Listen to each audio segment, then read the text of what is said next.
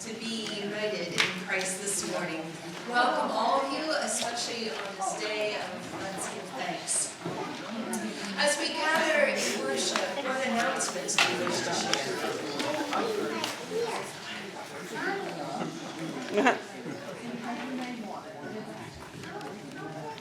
I know many of you who got t-shirts have already paid, but Nancy had some extra back in what I'll call the old office. Someone must have picked up some shirts, but I'm not sure everyone has paid for them. So I'm just encouraging everyone who has not paid for a t-shirt yet, if you're going to do a check, make the check out to the church. If you're going to do cash, just put in an envelope that it goes to the t-shirts. But I encourage you to, before the next batch comes, to try to get the old batch paid for. Thank you.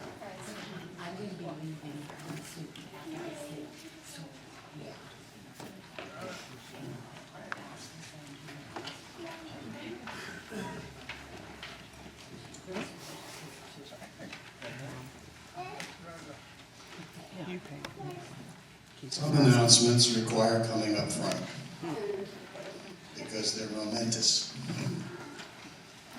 Today's our day of giving thanks, correct? And there's a person in our congregation who contributes a great deal to us in a very unique way. And specifically, he has done so through a group you all know and love as the Ridgeway Brass. And that person is Rich Rudisil. And Rich is sitting back there, but I'm going to ask him to come up and join me here, if you would please, Rich. He's like, Here we go. put your name on here too. What? Rich never likes to see the sight of me with a microphone in my hand.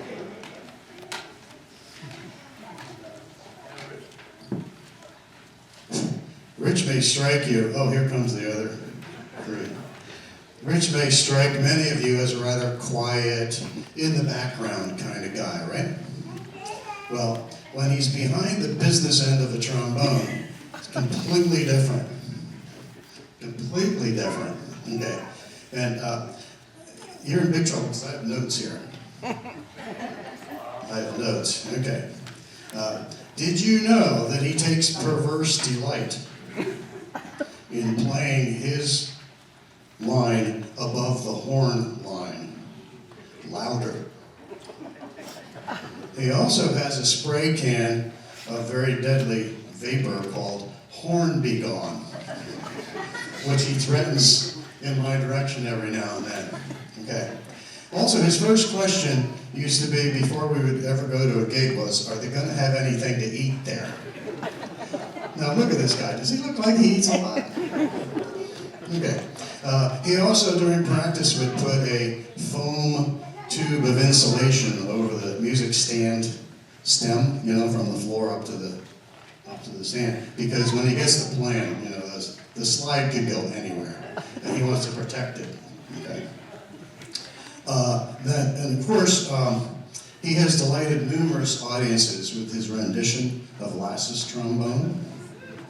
How many of you have heard Lass's trombone? Okay. Complete with smears and growls. Only those in the trombone circles know what a smear and a growl is. Okay. But he's also treated certain audiences with a bit of soft shoe dancing. There's a part in Lass's trombone where there's a big break, and he kind of likes to get his shoes on there. Okay. And he also fashioned a wooden stand for the bell in I Saw Three Ships. So he's a very versatile guy. Very versatile guy. Okay. Oh yeah. And he also uses a plunger as a wah-wah mute. But I've told other trombone players to use plungers for that purpose too. Okay. Now, unfortunately for all of us, not just us, but you, Rich has decided to retire from the brass. And he did so a few months ago, and young Mr. Bigwood Enders has taken his place.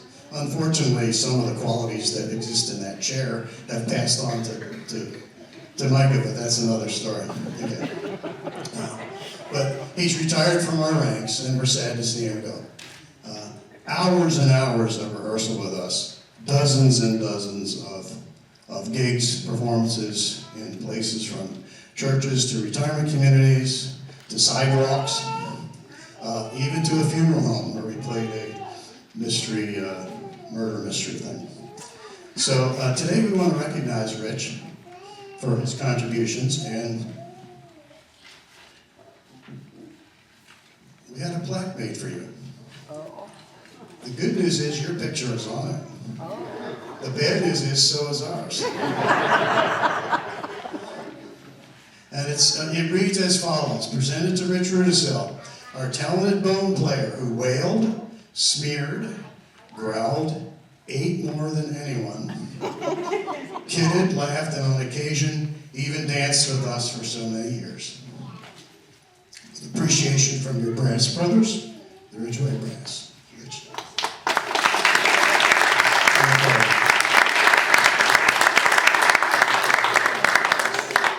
Thank you very much. Yeah, it's a pleasure, first of all, to come back and be with these guys. They're all good musicians, and we all had a lot of fun. I always had a lot of fun, and whatever, good things come to an end, unfortunately, for some of us. And in this case, I figured I'd put in a few more sour notes than I was probably normally allotted. So I stood back a bit, and I enjoy listening to these guys continue the band. So We're glad you blew your own horn. there were no repeat signs on this one. I just kept on going. But thank you very much. Really appreciate it.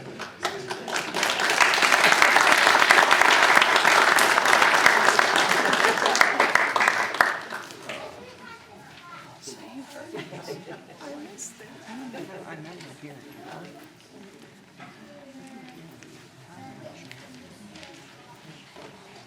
It is a joy and a pleasure, especially on this day, to remember that we all have a part to play, a voice to raise, a part to sing or literally. I guess rise is a good qualification.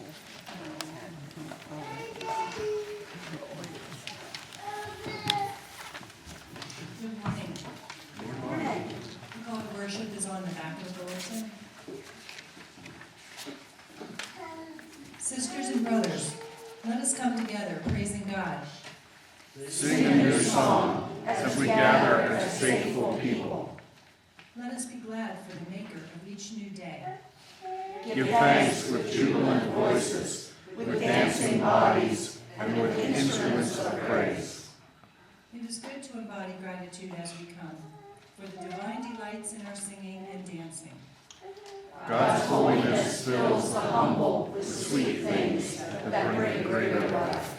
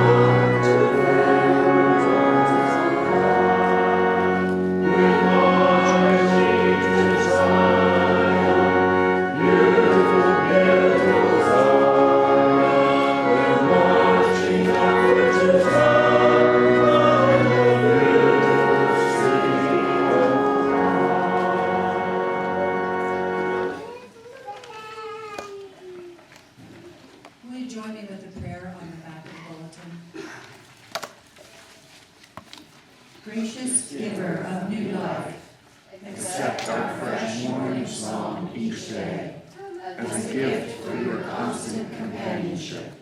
Fill our hearts with even sweeter music, so that others will hear it and embody praise to you. In the name of the one always plenty of good things everywhere, we pray.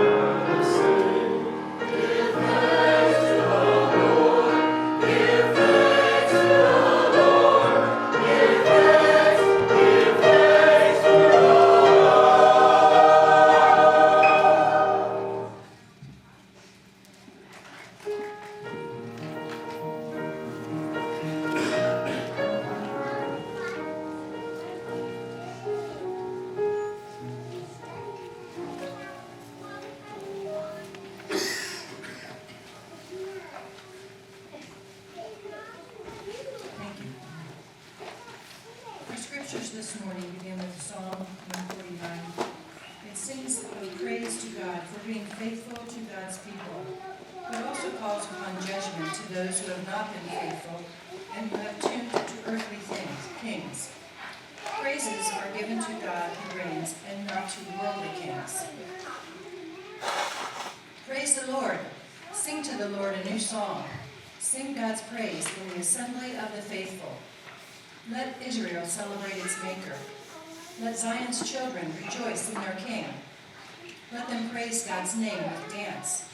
Let them sing God's praise with the drum and lyre. Because the Lord is pleased with his people, God will beautify the poor with saving help. Let the faithful celebrate with glory. Let them shout for joy on their beds. Let the high praises of God be in their mouths and a double-edged sword in their hands, to get revenge against the nations and punishment on the peoples, binding their rulers in chains and their officials in iron shackles, achieving the justice written against them. That will be an honor for all God's faithful people. Praise the Lord.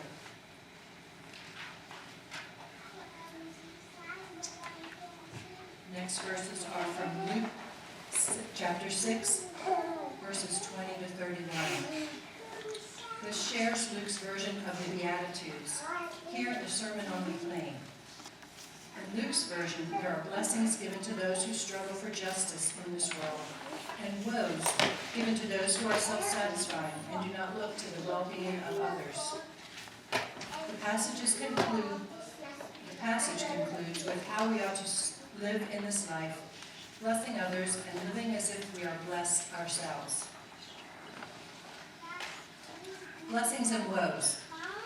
Then he looked up at his disciples and said, "Blessed are you who are poor, for yours is the kingdom of God.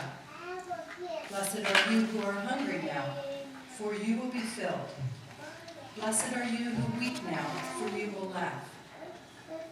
Blessed are you when people hate you, and when they exclude you, revile you, and defame you on account of the Son of Man. Rejoice in that day, and leap for joy, for surely your reward is great in heaven. For that is what their ancestors did to the prophets. But woe to you who are rich, for you have received your consolation. Woe to you who are full now, for you will be hungry. Woe to you who are laughing now, for you will mourn and weep. Woe to you when all speak well of you, for that is what their ancestors did to the false prophets. Love for enemies. But I say to you that listen, love your enemies, do good to those who hate you, bless those who curse you, pray for those who abuse you. If anyone strikes you on the cheek, offer the other also. And from anyone who takes away your coat, do not withhold even your shirt. Give to everyone who begs from you, and if anyone takes away your goods, do not ask for them again. Do to others as you would have them do to you."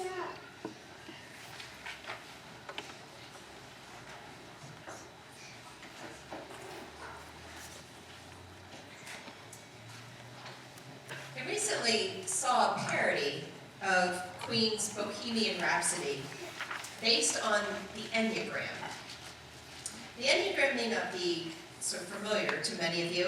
It's a personality type indicator somewhat similar to Myers-Briggs, which Decorus so helpfully led many in this congregation through Sunday school in learning more about and discovering their spirit or their Myers-Briggs type. Instead of a scale of introversion and extroversion, judging and perceiving, and the other two pieces, the Enneagram works on 9 basic types with supplemental characteristics. Maybe the easiest way to describe the difference is Myers-Briggs reflects a person's nature. The Enneagram reflects a person's nurturing. The idea behind it is that in our early development, things that happen to us or the way that we perceive the world affect how we see and interact with the world as adults. So types range from those who prize loyalty above all else, those who are perfectionists, peacemakers, helpers, adventurers, individualists, achievers, challengers, and investigators. I first became familiar with it through a Christian educator who did her doctoral work combining the Enneagram and Christian leadership, drawing in biblical examples. If you have internet access and you want to know more about the Enneagram, there are tons of free diagnostic tests that you can go and explore more. But some of the typical questions that might be asked are ones that could address whether you see yourself as more of an optimist or pessimist. If you embrace emotions or reject them, or whether you spend a lot of time worrying and planning for the future, or taking each day as it comes. Even without taking the test, you could probably answer those kinds of questions. Do you see life as half full or half empty? Or to put it another way, do you resonate more with the song Zippity-Doo-Dah with the bluebird on your shoulder? Or do you sing the blues? Do you seek through music or other ways to overcome the troubles you've seen? Some people, due to how they've experienced the world and grown up, live for excitement and are always looking for the next challenge. Others are introspective and want to know as much information as possible before making decisions. Some are natural helpers and want to make sure that everyone feels included and involved, even at the expense of their own needs. Others try to diffuse conflict, even if it means avoiding difficult feelings. One type is rarely understood or rarely feels understood, but is driven to express him or herself. There is no ideal type. Each type has its positives and its negatives, its cautions related to it. Some are more naturally drawn to happy emotions, and others are more naturally melancholy. Each type has something to offer the world, and each type in its excess is out of balance. One of the things that I love about the Psalms is that they can speak to every personality type out there.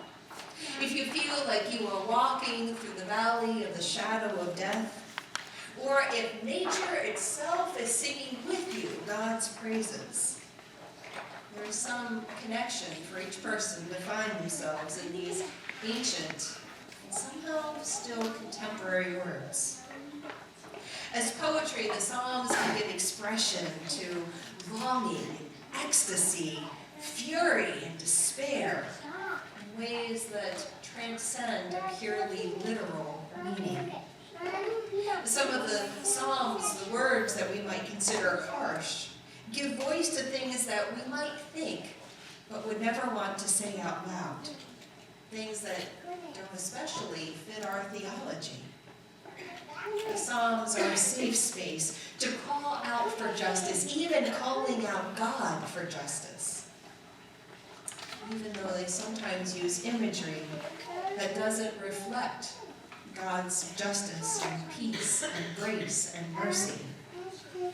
Today's psalm is a good example. The first verses are words of pure praise and thanksgiving. God's goodness is evident in the gathering of people. It is a song that begins with celebration, where the people dance and play their instruments. People are pleased with God, and they trust that God is pleased with them. It is as if they have just returned from a mighty military battle. Or maybe like the celebration in Washington after the Nationals' victory in the 7th game of the World Series. The people are in the streets. And even the ones inside on their couches catch the spirit.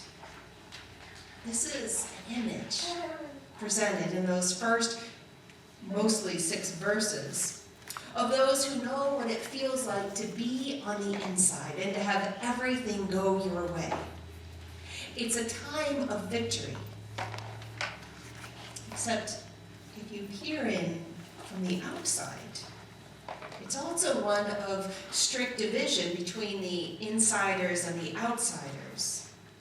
The ones who have received God's blessing and help rejoice, while those who are labeled enemies do not have such a good outcome.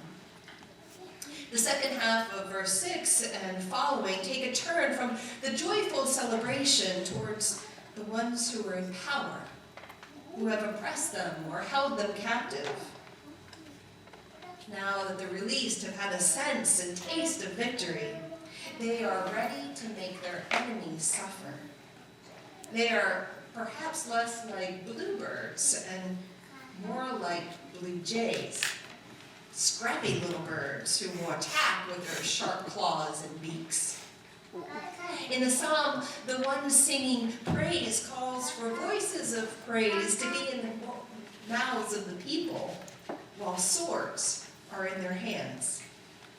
Every humiliation, every sense of bondage they felt at the hands of their captors, they're now ready to dole out to the kings and other leaders of nations. One people's honor seems to be connected to another person's shame. We could criticize their narrow-mindedness, their brutality. But how different are we today in the ways that we treat our enemies? A week ago, news coverage was all about the pursuit and ultimate death of Abu Bakr al-Baghdadi. Well, there's no question that he was an enemy whose record of torture and abuse was extensive. We are likely better off in the Middle East without his presence and form of leadership. If we get too invested in saying he died like a dog, to celebrate his death as a victory, it begins to feel out of harmony with what our faith tells us, saying that we should love our enemies, that all people are created in God's image. Seeking revenge for wrongdoing is not what Jesus taught. Even Deuteronomy 32:35 says that vengeance is God's domain, so is punishment. Paul repeats these words in Romans 12:19. Singing praises with the mouth and taking up swords in hand is not the way of obedience to God's commands. And what are we to do with verses that are both cheerful and blues-worthy? It's easier to claim victory when enemies are not other people. In California, where raging wildfires continue to destroy homes and threaten lives, we can get behind memes of firefighters that are called the true Golden State Warriors. Victory over those kinds of destructive forces is morally uncomplicated. We give thanks for heroes who put themselves in harm's way so that they can spare others' lives, even at risk to themselves. When people get involved on both sides of the justice equation, things get more complicated. In Psalms and other passages that seem to call out for God's violence to be enacted upon enemies, we rightly cringe a bit and excuse it perhaps as being part of the Old Testament, as if God had a different personality then. A few years ago, I heard someone talk about passages that speak of vengeance and violence as if they are the voice of a people who know the troubles they've seen and long for God to do something about it. Like kids on the street corner who tell your mama jokes, trying to one-up one another, or who threaten each other with increasingly ridiculous taunts. Things like, "I'm gonna knock you so low, you're gonna have to look up to see an anthill." Statements are about releasing frustration more than a threat of what's actually going to happen. In a similar sentence or understanding, calling on God to kill enemies or dreaming of doing to leaders what they themselves have felt may be meant, especially in the Psalms and in Lamentations, as less of a literal word to or from God and more of a way of releasing these feelings and hurt. It may not be that they truly intend or ultimately want to go on a destructive spree. But they call on God who can hear words of praise and words of frustration, and is able to receive in a way that we are not always able to figure out for ourselves. Because life is complicated between singing for joy and singing at someone else's expense. You heard Luke's version of the Beatitudes. You're probably more familiar with the ones from Matthew. Luke's version has a slightly different tone. In addition to the blessings, there are woes for those who perpetuate injustice or those who seem to have it all now. Luke is also very earthy. Matthew can wax poetic about the poor in spirit and those who hunger and thirst for justice. Luke breaks it down to those who are poor, those who are hungry now, and says, happy are you. Happy are you who are poor. Happy are you who are hungry. Happy are you who are crying. And happy are you when you're rejected. Luke understands the gritty realities of life for so many people who heard Jesus' words, who experienced this for themselves. But unlike what they had been told during their lives, that if they were poor, if they were hungry, if they were crying, that these were shameful things, reasons for them to be scorned by others, not something to embrace. Luke said, blessed or happy are you. Happy are you when you are in a situation that seems anything but happy. Happy are you when you experience things that can make you sing or play the blues, which in its truest form was a way of getting out of feeling blue. By singing or playing, there was an uplifting of spirit. Jesus said, happy, blessed are you. The things that can bring you down can also bring you closest to God's care. Those of you who are in the dumps will have reason to sing for joy again. And then Jesus says, on the other hand, those who possess in abundance the things that the world prizes, wealth and plentiful resources, the ability to laugh easily, and a good reputation. These things can become a source of sorrow. How terrible or woe to you is Jesus' commentary on the ones who seem to have everything they could want or need right here and now.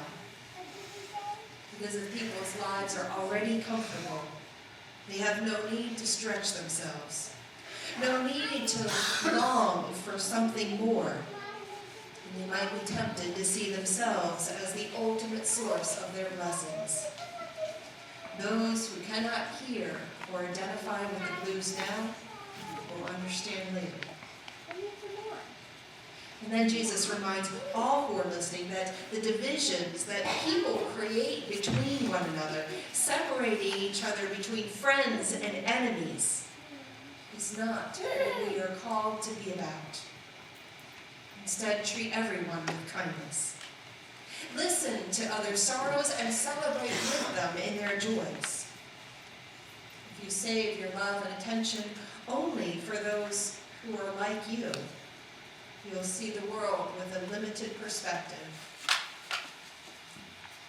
We need each other. in all of our life experiences and our diversity.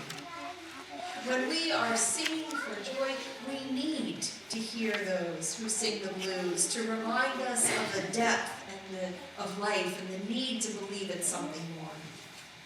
And when we are stressed and under pressure, weighted down, we need people who are experiencing a different part of life to remind us that there is reason to hope. The Enneagram I mentioned earlier points out personality types that keep us as a group from getting stuck in any one direction.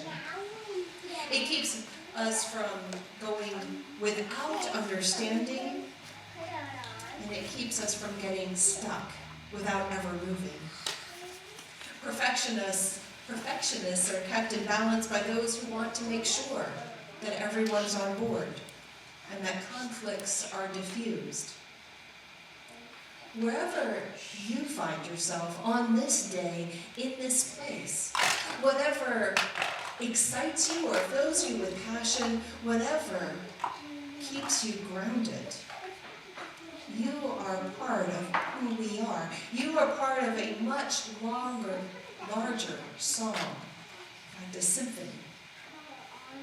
On this day, when we as a congregation give thanks through a feast, or in times when it's hard to be part of any kind of celebration, when we remember loved ones who are not with us, and especially feel their absence, we look to God, who cares for our needs, who tells us over and over that we are loved beyond measure. And that love is extended to all people.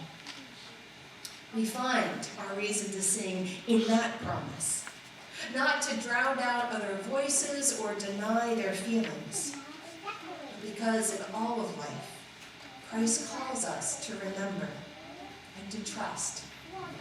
And so we sing to the Lord a new song.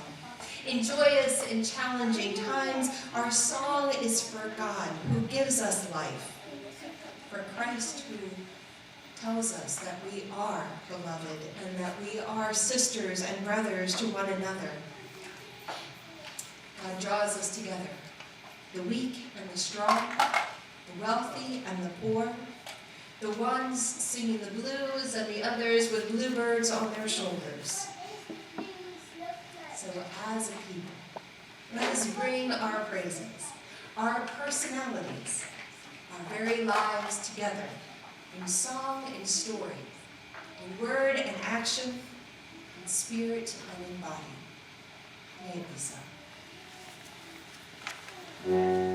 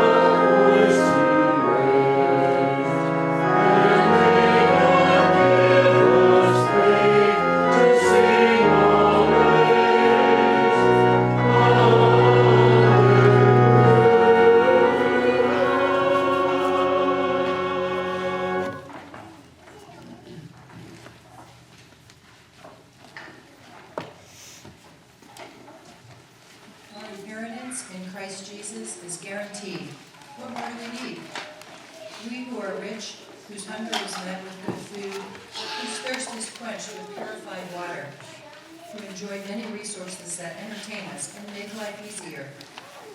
We need one thing more, to share generously from our abundance that we and others might truly live. Our gifts are meant to share Christ with the whole human family.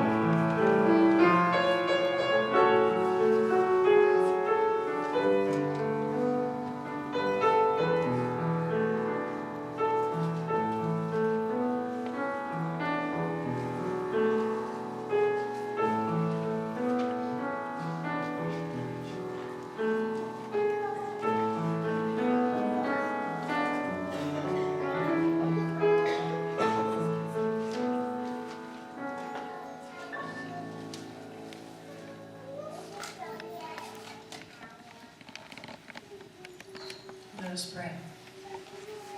We give from the abundance of your gifts to us, merciful God. We reach out to the beggar and to those too proud to beg with equal concern and compassion.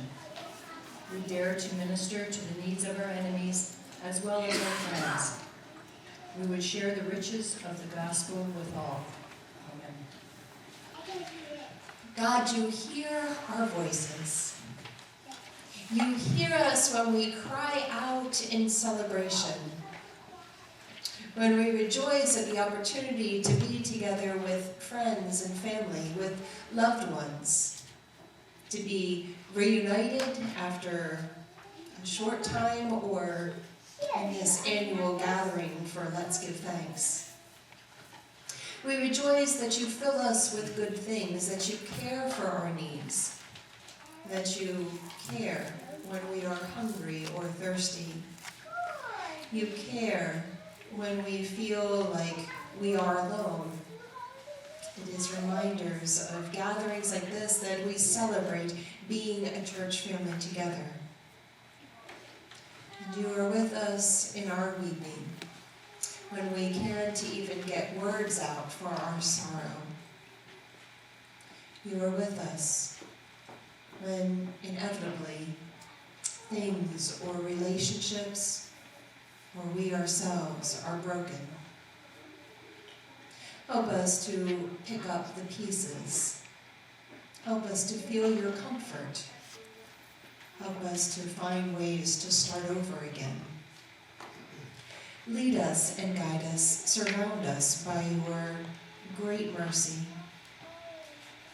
Help us to remember that the song that you have placed in our heart is a song of both praise and sorrow, because it comes from the fullness of life. And help us to sing it or play it to the best of our ability, and to listen for the other ways that others around harmonize.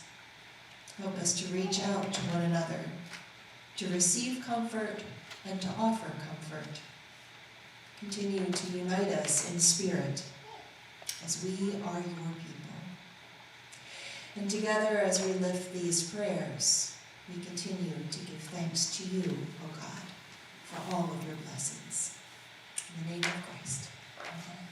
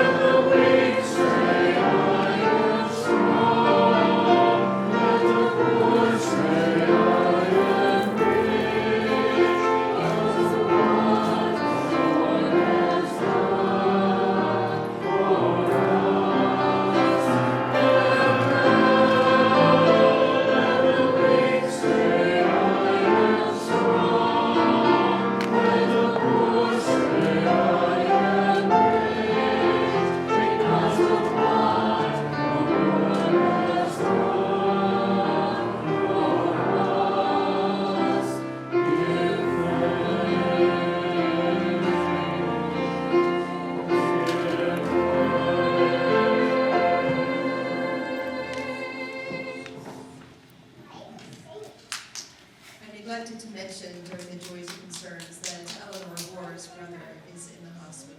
So prayers for the family. many of us will be leaving from this gathering to go into a gathering for the Let's Give Thanks dinner, let this also be a blessing for the meal. God, you have filled us with good things. You have filled us with the reminder of your care, and we give thanks to you. We celebrate the ways that we bring our lives together as a worshiping community. And as we prepare to share in a meal made possible by many hands who have prepared many dishes, brought them together, we thank you for the blessings behind all of the food that we eat. Bless our time together, bless our meal, bless our lives as we seek to serve you, to live out your calling in our lives to be a family of faith, not only to one another, but to the community and even by extension to the world beyond. All this we pray and give thanks in the name of Christ Jesus.